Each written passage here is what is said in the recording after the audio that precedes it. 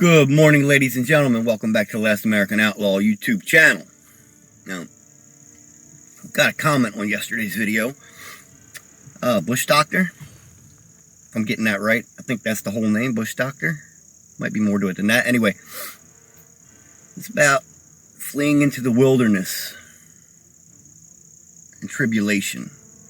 So I sit here in the truck and get ready to go haul the firewood.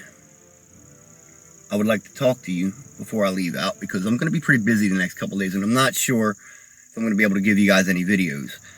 We need to haul down and split up our 6 cords of firewood. It's all cut and dried and get ready to be hauled and stacked.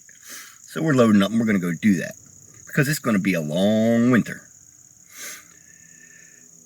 And the Farmer's Almanac says that I'm living in what will be a hibernation zone. I don't know why they put it that way. Like you're supposed to just, it's going to be really cold and snowy, especially January, February-ish. Which isn't uncommon for here, but it's supposed to be uncommonly harsh this year. Which has been the theme here lately. Now,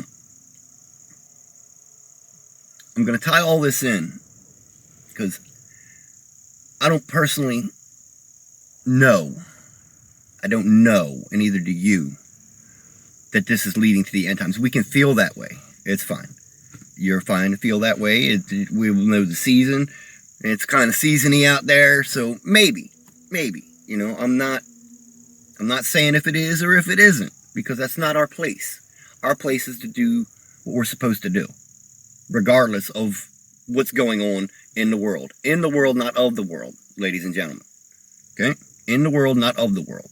That's why I don't do a whole lot of news and things like that.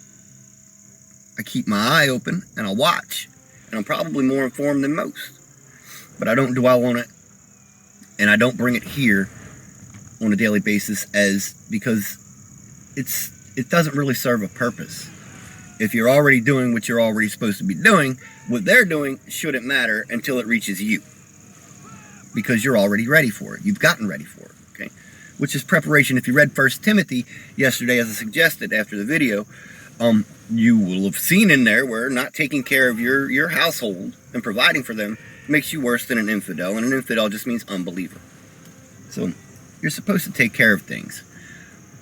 What I do know for a fact is that we are in a point in time where our climate is in a state of flux. Now, from the massive droughts, which a large portion of this nation has faced, even here in Missouri, in southern Missouri, it's kind of, I'm looking at the ground. Even though we've had some rain, the ground is still very, very dry. It's sucked everything up. So we're still a lot drier than normal. And the rains that they've gotten out west and things like that, have not broken the drought. It helped. It alleviated some of the pain for those people and for us here, but it did not break the drought. With the extreme winters and things like that are coming, that have been coming, and the extreme summers, it's just a thing that comes around every few hundred years. Okay, guys? I'm not going to get into all the technical aspects of it, but it is. Now, could all that be leading up to and incorporated in the end times and tribulation thing? Yes, it could. It could. The disasters that are spoken of in Revelation, the Lord could absolutely use that cycle to generate those disasters. Is it this time? We'll have to wait and see. Just keep doing what you're supposed to be doing. Okay? It's the best thing you can do. Remember, don't be worse than an infidel. Take care of your family. Take care of your loved ones. Anyone that you are charged with having responsibility of, make sure you're doing the right things. Because just like Joseph warned Pharaoh when they were about to have the 7 years of famine, people have been warning us. I've been a watchman on the wall for many, many, many years, a couple of decades. And there are many others like me who have been warning you, that especially the past couple of years, that these things are going to happen. And they are happening, okay? Now, is it manufactured? Is the food problems manufactured, or is it natural? I think it's a combination of things, okay? I don't think it's any one thing going on right now. I think it's a combination of things leading to this conglomeration of suckage. that could very well end up moving into tribulation, which is why we have to always be ready, not only with our physical preparations, but with our spiritual preparations, obviously. I'm smoking. You have to deal with that. It's my last vice, and I'll deal with that when it's time to deal with that. So, even if it's not tribulation, the natural disasters that are occurring right now at a high rate, more severe than ever before in our known lifetimes, and our grandparents and stuff like, and probably back to even our grandparents didn't really see anything like that. Maybe some of our great grandparents. I'm trying to think how old my grandparents would be now if they were still alive. But they were around for the Dust Bowl, I believe, and things like that. The Depression. We're getting back into that part of time, regardless of whether it's the end times or not. So, with these natural disasters, you very well, back to the beginning, okay, this is how you do recall. Back to the beginning with Bush Doctor. Whether or not it's tribulation, these natural disasters have displaced people, an inordinate amount of people, more than ever before the last couple of years. With the fires, the droughts, the bigger hurricanes, all of that stuff. The flood, oh man, and people in Kentucky this summer. Lord help them. Lord bless them people. Send them, thankfully, they're getting some help from people. The government isn't doing much, which they don't usually do anyway. But there's people going there to help them.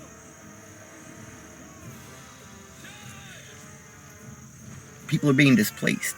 So you may have to take to the wilderness. A lot of them people, if my home is destroyed, I don't have anywhere else to go. I can't go back east. Them people have no place for me. And people don't accept me. So I would have to be in this wilderness while I rebuilt my home. At minimum. Which we are capable of doing. So, excuse me. So, I want you guys to take a little bit of time today and really address your physical preparedness in this world. And always pray. Always pray on it. Pray on it. Do you have enough? Are you doing what you're supposed to be doing to be able to take care of your own people?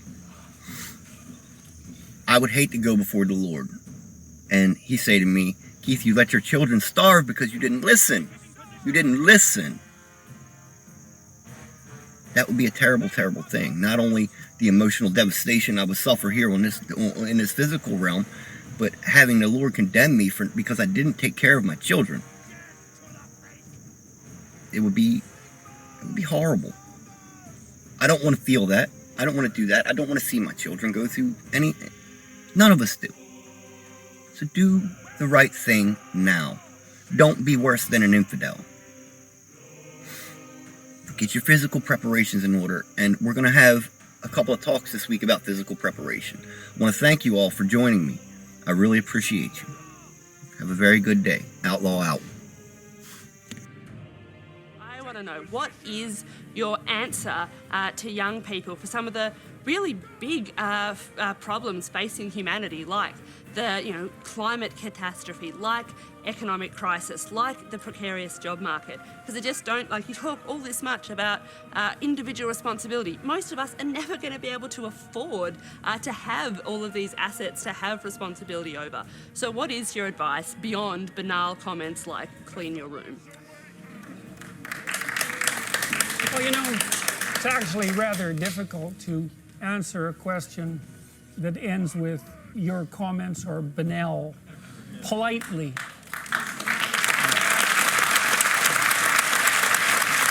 So, I would consider that more of an opinionated, personal and political statement than actually a question. So why don't you try reformulating that so that there's an actual question there? What is your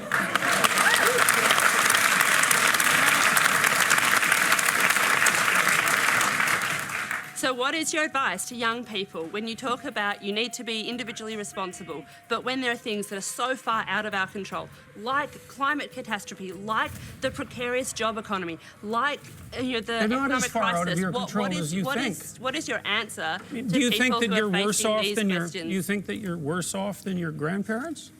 I think there are different challenges. Do you think you're worse off than your grandparents?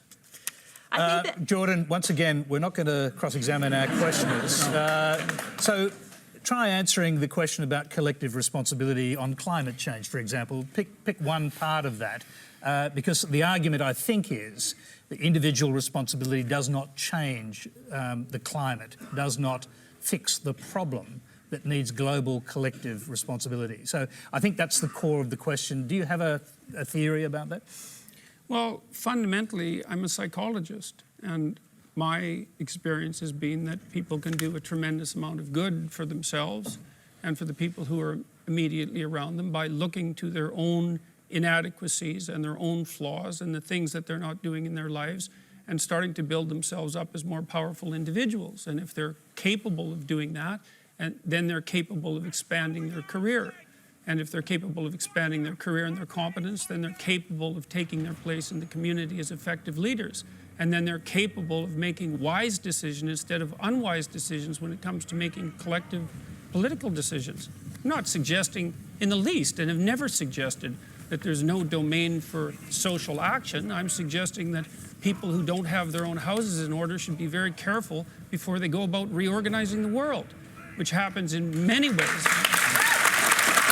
So, can I just to, if a young person believes that the climate, the global warming problem on the climate is something that needs to be tackled quickly, and they can't wait until they grow up and become prime ministers to do it, do you think collective responsibility overrides individual responsibility in a huge issue like that? No. Okay. I don't. I think generally people have things that are more within their personal purview that are more difficult to deal with and that they're avoiding, and that generally the way they avoid them is by adopting pseudo-moralistic stances on large-scale social issues so that they look good to their friends and their neighbors. That's what it looks like.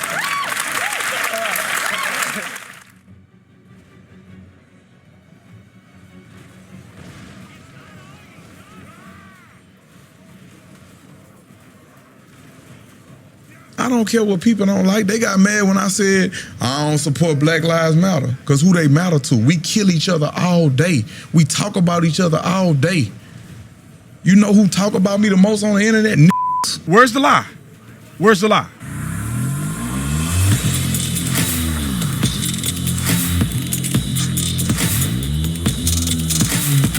This video is brought to you by Stand Up America Tour. Stand Up America Tour. Ladies and gentlemen, people always ask me, Brandon, are you going to be on tour? Brandon, are you going to have events? Yes, in Phoenix, Arizona, September 11th.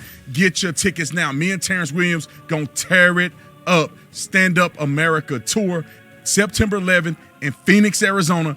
Get the link in the description section. You better order now. Also, you can get VIP, so you can come say what's up to your boy. Links are all in the description section. Like and subscribe to the channel. Hit the bell so you get notifications anytime I go live and make a video. Y'all already know what to do. Let's get in this. Ladies and gentlemen, Kevin Gates said it. When I said I'm an Uncle Tom bootlicking coon sellout, but when a person that got hood credit, y'all can admit it, Kevin Gates got hood credit, right? Kevin Gates got teardrops in his eyes. Kevin Gates is a real dude. Rapping, I don't know if he's still living that gangster life or not. I doubt it. He took his goals out. But when I said, people get in their feelings. Brandon, you always talking about black people, man. You always talking about black people. I grew up around black people my whole life. I grew up in and around the hood my whole childhood till I was 18 and I moved away from college, which was one of the best decisions I've ever made in my life. I know what it is. I'm not just sitting there. The white man paying you to say, listen to what he about to say. If Kevin Gates don't say the same thing I be saying in every video that I make, somebody correct me. Now, Kevin Gates is in the interview. If y'all don't know who Kevin Gates is, he's a prominent rapper. Like I said, he got 2 teardrops. He tell his story about how he used to live the gangster lifestyle. He turned his life around. However, he still raps about crazy stuff sometimes. But then he's being interviewed by DJ Academics. I think that's his name. Candace Owens actually interviewed him. He got a reputation of interviewing a whole bunch of gangster dudes, and he always bringing to light the foolery that goes on in the inner city that nobody wants to talk about. So I want to let you listen to this interview because Kevin Gates talks about racism. He talks about the white man. He talks about other black folks. And I agree with everything he said. Don't listen to me. Just roll the film. I don't care what people don't like. They got mad when I said I don't support Black Lives Matter because who they matter to. We kill each other all day. We talk about each other all day. You know who talk about me the most on the internet? Niggas. You know what's worse than a Two of them. Yes. Make you don't want to be a Yeah, man, it don't be nobody else talking about me. It be my own people that look like me. Talk about me like a dog. Kick me when I'm down. Can't wait. look at Gates. Went to jail, they celebrated, clapped their hand, it was happy. I don't look at color and see race no more. I see real and fake, that's it. Even when I see police, what's up, big man? Don't work too hard. I'ma try not to, Gates. Did it affect you that it was somebody of your own color that sent you to the institution? You know how go to jail? Cause tell on It's a 98% conviction rate amongst blacks. They tell. Y'all know I gotta interject because I don't want them to copyright me. He said it's all good. He keeping it real, Gates. I wish y'all would I wish y'all would look at the comments in this video. When I say I'm working for the white man, I mean it's true, ladies and gentlemen. It's true. Nobody talk about me more than other black people on social media. People that come after me, people that talk trash about me, people that have disowned me. It's funny because none of my white friends have disowned me. It's only people that look like me. All of a sudden, because I differentiate myself from their political views, that's all I'm a sellout, Uncle Tom bootleg, and whatever they want to call me. I ain't real no more. It's some girl posted, I wish I could show y'all the tweets. I may make a whole video about it. A girl posted, oh, I went to school with him. I remember Brittany. She had no problem with me when we were in school. All of a sudden I changed because they disagree with me politically. Because I said the same thing Kevin said, and they all bashing me. And they probably in the comment section saying, you know what, Gage is keeping it real. All right. You ain't know that? That's what do. They just talk good as a That's all they do. They tell. So you don't feel like it's like, it's us versus the white man? Or man, we was taught wrong. We was taught wrong. Don't no white man to pick my destiny. I was in my own way. I was self-sabotage. I gotta take accountability for me. Okay.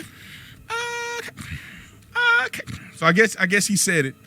To me, it makes sense. I don't know what else to say. It's not about being anti-black and all of the stuff. It's about keeping it 100. We can't keep it real for 30 seconds. That's why we can't fix nothing. If you living your life running around, talking about the white man this, the white man that, you are fooling yourself. The only person that's holding you back is the dude you look at or the woman you look at in the mirror. It ain't got nothing to do with the white man or the black man or none of that. And the reason why Gates and them say they don't mess with Black Lives Matter like that, because when young kids die in the middle of the street, when other black people kill other black men, their life is valuable too. Some of these young brothers had aspiring futures. And they get gunned down in a drive-by shooting. Gang initiation. Chicago, murder capital of the country. I looked at the murder cities in the world. Chicago, Illinois were like 30-something in the world for most dangerous cities. And then everything went to Mexico from there. But some of the most dangerous cities are these inner city communities. Now, we can blame the white man and say the Ku Klux Klan is, I don't know what they saying. Because when I was growing up, I never saw a Ku Klux Klan member. I never saw a white person in my community unless they were a teacher or a police officer. But the people that was shooting, they were black. You know who we were afraid of? We weren't afraid of no Klans member. They wouldn't make it down the street in the hood. We were afraid of other black men who would shoot you because your shoestring colors are different. Mama say you cannot walk on a Stall Cup or you can't walk on Lil John. My cousin lived one street over from Lil John. You can't walk on Lil John. We had the J's. Don't put them red shoestrings in your Jordans. Not because the white man gonna come get us, because another brother will run up on you and shoot you dead because they think you claiming a set. I ain't never in my life had a white person pull up to me at a light and threaten me. Never. I remember when I was growing up, when I first got my car, I'm at the light on Berry. Dude pull up next to me, mugging. I mean, I had to let him punk me because I ain't had no gun. They ain't got nothing to lose. I'm getting ready to go to college. I ain't never in my life been in a white community and a white man pull up next to me and threaten me. Oh, what you doing over here, colored? I ain't never in my life had that happen. I can't tell you how many times black people didn't. I almost had fights with dudes in the mall. Think I'm looking at his girl. Ain't nobody ever approached me out here in these malls with these white people at. Now, I'm not saying every black person is like that. Of course, I'm not saying that. There's a lot of good black people in this country. I would argue that probably a good amount of black people are good people. I ain't gonna say most, man, because there's a lot of terrible, crazy black people in this, and especially when you look at how most black people are voting, and I can't say all of them, but there's a lot of good black people in this country. There's a lot of black people in this country, especially before now. Black people didn't went retarded now.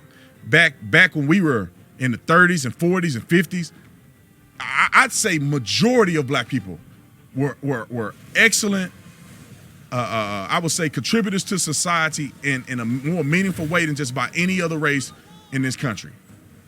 And then when the 60s, 70s, 80s, 90s, it just went off the cliff. It went off the cliff. Now the people we look up to sagging their pants, they get on TV and don't know nothing about politics. They got gold chains, they made no investments. They're not looking at the legacy of nobody. It's all about shaking booty and doing all this old crazy stuff. And even intelligent black people are voting for Democrats. You either thugging or you voting for a Democrat, which is looking out for not the best interests of your community. So anyway, I'm gonna shut my mouth and shut the front door. I can tell you what, I appreciate Kevin Gates. I remember Kevin Gates used to be my favorite rapper. I think he still is my favorite rapper. I just don't really listen to rap like that. But Kevin Gates was one of my favorite rappers. I remember me and my wife was flying from somewhere. We were in first class, and Kevin Gates was in first class, and I didn't want to say nothing to him. You know what I mean? You know what I'm saying? I don't fangirl people, but if he wasn't, it looked like he was tired or whatever, and I ain't wanting to say nothing crazy to me because then I'm gonna have to throw the hands. So I didn't want to, fighting the dude I like. So I said, you know what? I'll catch him one day, say what's up. But anyway, I'll see y'all the next one, man. I'm out.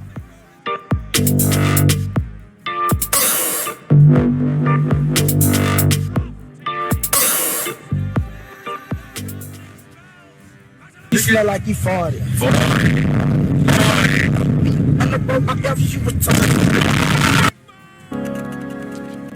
Chris, could you please get Hannah a thank you basket and schedule her next appointment? I'd like to see her again in 2 weeks. Of course. Mr. Quagmire can fit in you at 3 o'clock a week from Thursday. That works. And you know to fast the night before? Yep.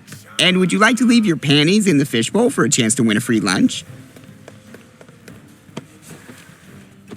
Good luck. When are you going to do that drawing anyway? Oh, there's no drawing. I just like smelling the bowl. You're doing a great job, Chris. Why don't you jerk the rest of the day off?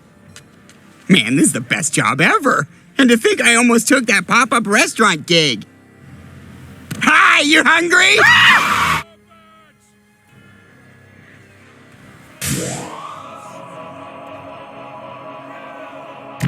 And we are back for the Thousand Worlds Book Club, and we are talking about And 7 Times Never Kill Man. The link for the audio and the written is below. We are joined by Strong Belwas.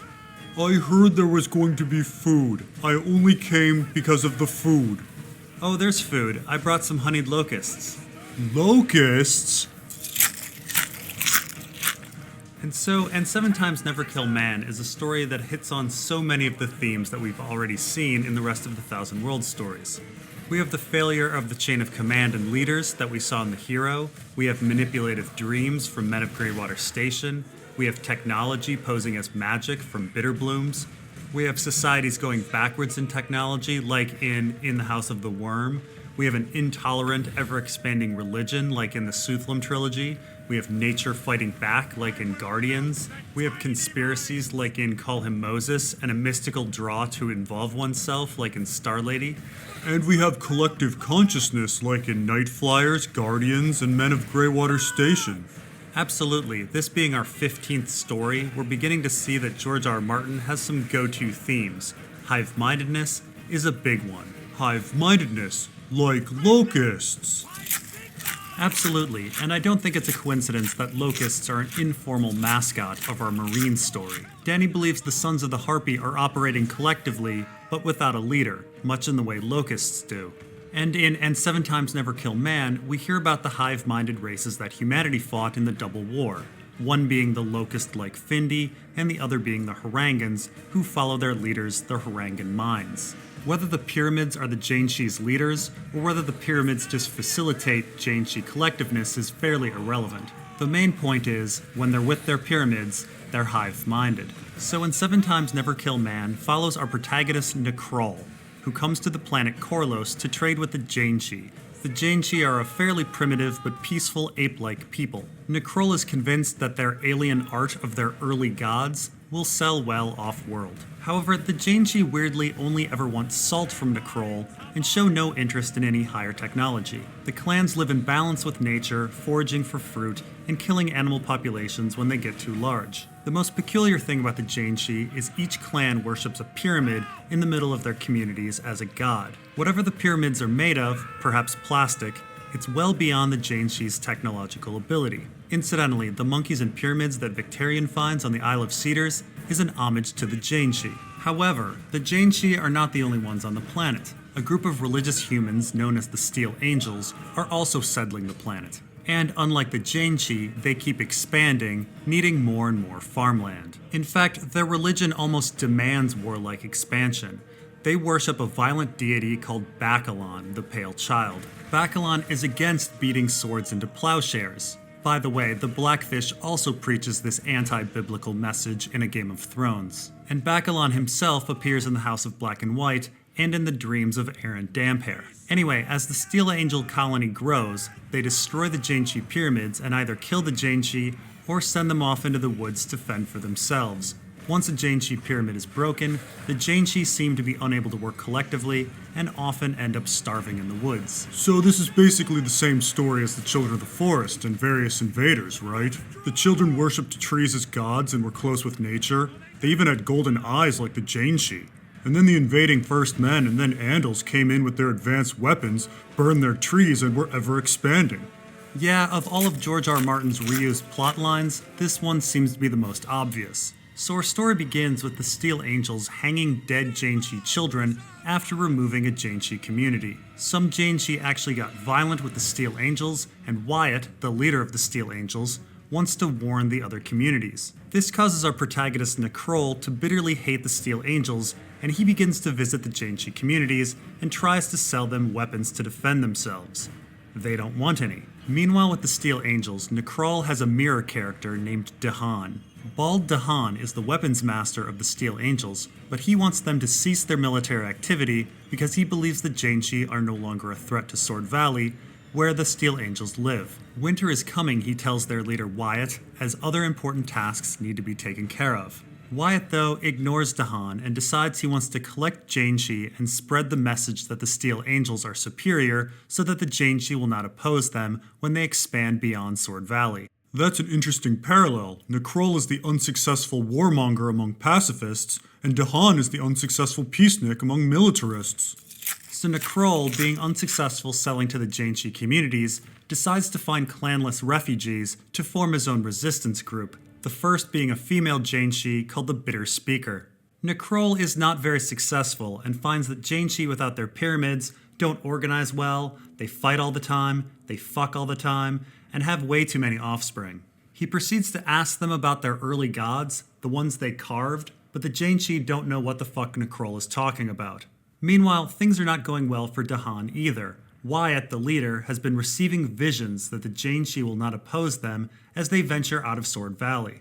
Dahan tries to warn Wyatt of false visions, like those sent by the Harangans and their slave race, the Githyanki, back during the Double War, but Wyatt doesn't listen. Uh-oh, visions. That sounds like the children of the forest as well. So spring comes and the Steel Angels begin their expansion, and one group of Steel Angels, after destroying a pyramid, comes back with carved statues of Bacalon. The Janshi carved a bunch of Bacalon statues for some reason. Dahan thinks it's a trick since a Necrol may have given them information about Bacalon, but Wyatt reveals that many villages, ones Necrol never visited, have been producing them as well. Wyatt declares that this is a miracle, that his visions foretold all of this, and becomes even more devout in his beliefs that his visions are true. Later, word gets out that hundreds of Janshi are collecting near a pyramid. Dahan fears an uprising, so he heads to the pyramid, and Necrol thinks there will be a bloodbath, so his people head that way too. Dahan figures the easy way to have everyone disperse is to destroy the pyramid. But suddenly the pyramid transforms to be translucent, and a statue of Bacalon is inside. Dahan thinks it's a trick, but suddenly the bitter speaker becomes possessed and shoots Dahan. Chaos breaks out, and Necrol is killed as well. The Janshi disperse, and the Steel Angels decide to bring back the pyramid to their city. Much later on, Necrol's partner returns to the planet. She finds no reason to trade with the planet anymore, since they now carve Bacalon statues. The bitter speaker and the rest of Necrol's resistance group asks to leave the planet with her, and she finds the Steel Angels following the directions of a vision. They are burning their winter stores, believing there will be no winter this year, and they are executing their own children as sacrifices, leaving some to starve to death. Child sacrifice? I don't feel so good.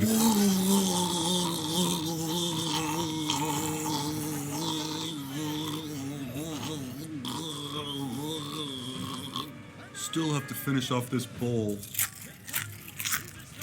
So it's worth going back and trying to figure out what exactly went on in the story. Clearly the Janshi Collective, or the pyramids themselves, were sending Wyatt visions that eventually led to the Steel Angels destroying themselves. The pyramids were in fact like Githyanki soul sucks, as Dahan feared. Each pyramid is said to support about 30 Janshi, so I imagine that's how many humans will survive the winter and continue on the planet in perpetuity. It's rather clear that the pyramids are what's keeping the planet in ecological balance. The Janshi refugees start fucking, fighting, and breeding like humans the minute they are away from their pyramids. It does